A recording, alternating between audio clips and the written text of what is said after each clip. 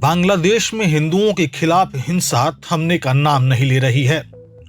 मोहम्मद यूनुस की सरकार के दौर में एक बार फिर ऐसा मामला सामने आया है जिसने अल्पसंख्यकों की सुरक्षा पर गंभीर सवाल खड़े कर दिए हैं। कभी हत्या, कभी आगजनी और अब जिंदा जलाने की कोशिश। बांग्लादेश में हिंदू समुदाय लगातार डर और असुरक्षा के साये में जीने को मजबूर है। ताजा मामला शरीयतपुर जिले का है, जहां अज्ञात बदमाशों ने एक हिंदू कारोबारी पर बेरहमी से हमला कर दिया। पहले धारदार हथियार से उनके शरीर पर कई वार किए गए और फिर पेट्रोल डालकर उन्हें जिंदा जलाने की कोशिश की गई।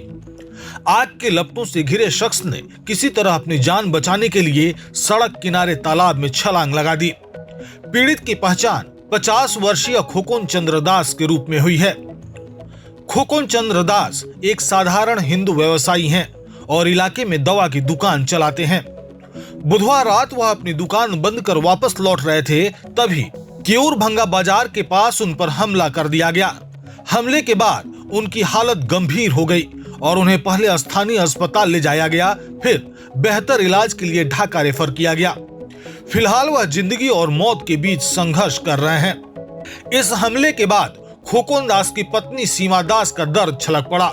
उन्होंने रोते हुए कहा कि उनका परिवार किसी से दुश्मनी नहीं रखता और न ही किसी से कोई विवाद है। सीमा दास के मुताबिक उनके पति एक सीधे साधे इंसान हैं जो सिर्फ अपना काम करते हैं। उन्होंने यूनुस सरकार से इंसाफ की गुहार लगाई और कहा कि आखिर उनके पति को इतनी बेरहमी से क्यों निशाना बनाया गया, यह उनकी समझ से बाहर है। वहीं पुलिस के अनुसार खोकोन दास दवा दुकान के साथ साथ मोबाइल बैंकिंग का भी काम करते थे। वारदात के वक्त वह ऑटो रिक्शा से घर लौट रहे थे, तभी हमलावरों ने गाड़ी रुकवाया, उनकी पिटाई की, धारदार हथियारों से हमला किया और फिर पेट्रोल डालकर आग के हवाले कर दिया। स्थानीय लोगों के शोर मचाने पर हमलावर मौके से फरार हो गए। शरीयतपुर सदर अस्पताल के डॉक्टरों ने बताया कि खोकोन दास के पेट में गंभीर घाव हैं, साथ ही चेहरे, सिर और हाथों पर जलने के गहरे निशान हैं।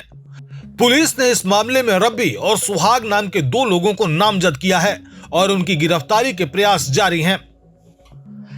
यह हमला कोई अकेली घटना नहीं है। हाल के दिनों में बांग्लादेश में हिंदुओं के खिलाफ हिंसा के कई मामले सामने आए हैं।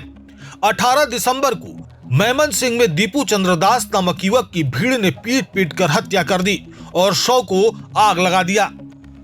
इसके ठीक एक हफ्ते बाद 24 दिसंबर को राजबारी जिले में अमृत मंडल नामक हिंदू युवक की पीट कर हत्या कर दी गई। खोकोन चंद्र दास का नाम अब उन हिंदुओं की बढ़ती सूची में शामिल हो गया है जो बांग्लादेश में सिर्फ अपनी पहचान की वजह से हिंसा का शिकार हो रहे हैं। सवाल यह है कि क्या यूनुस सरकार इन हमलों को रोक पाएगी या फिर अल्पसंख्यकों की यह पीड़ा यूं ही अनसुनी रह जाएगी।